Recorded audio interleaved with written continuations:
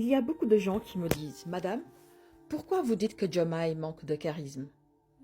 Alors, on va en parler calmement. Parce que ce que je dis, ce n'est pas une attaque. Moi, je fais de la lecture du pouvoir. J'observe les dynamiques, les postures, les signaux. D'abord, le charisme, ce n'est pas le bruit ni les gestes. C'est une énergie.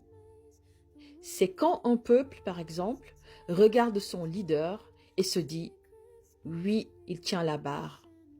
On peut lui faire confiance. » Et aujourd'hui, soyons honnêtes. Même dans son propre camp, on le sent. Sur les pages, lors des manifestations du PASTEF, on met plus souvent les photos de Sonko que celles de Diomaye. Même quand quelqu'un poste le président dans son bureau, comme l'a fait l'entrepreneur Jojo Glowskin, on voyait dans les commentaires « J'aurais préféré que tu mettes 2 photos de Sonko à côté. » Donc tu vois, le problème est interne. Ils se contredisent entre eux-mêmes.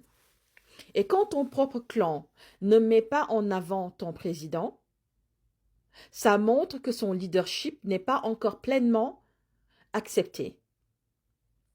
Je l'ai déjà dit, Diomaye a été choisi par circonstance parce que Sonko ne pouvait pas se présenter. Ce n'était pas un choix du peuple, c'était un relais. Et ça, on le ressent jusque dans la manière dont les gens le suivent. Ensuite, à ses sorties, on se moque de son accent, de sa manière de parler. Ce manque de respect, on ne l'a jamais vu avant. Et ça montre qu'il y a un déficit d'autorité, une absence de présence forte. Et puis, soyons clairs, ce qui ne l'aide pas, c'est le comportement de certains militants. Ils ne savent pas débattre sans insulter. Moi, sur mes pages, ça ne passe pas. Si tu insultes, je te bloque. Ici, on a la liberté d'expression, mais on garde le respect parce que quand tu traites les autres de moutons ou de chiens, tu ne fais que refléter la médiocrité de ton propre camp. On ne bâtit pas un pays avec des insultes, ça c'est clair. On bâtit avec des actions concrètes, du travail et une vision.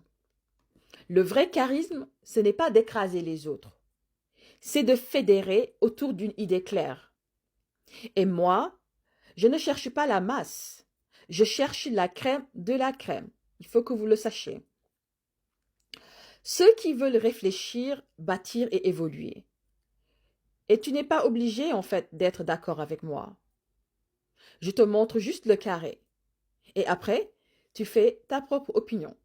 C'est ça, un vrai leader. Il élève les consciences, il n'impose pas ses émotions. Et toi, dis-moi en commentaire, c'est quoi un vrai charisme pour toi? Est-ce que c'est la voix, la posture ou la vision? J'attends vos réponses.